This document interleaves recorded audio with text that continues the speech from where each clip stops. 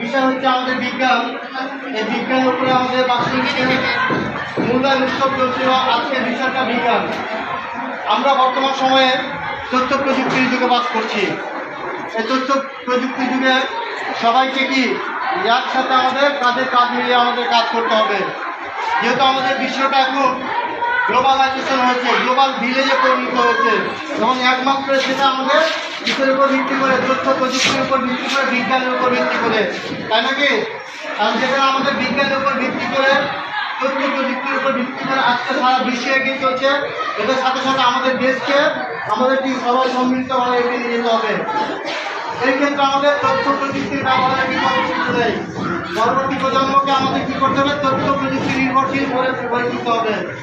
এক্ষেত্রে আমরা ইতিপূর্বে কিছু তথ্য প্রযুক্তি সম্পর্কে সচরাচর আমরা যেগুলো প্রযুক্তি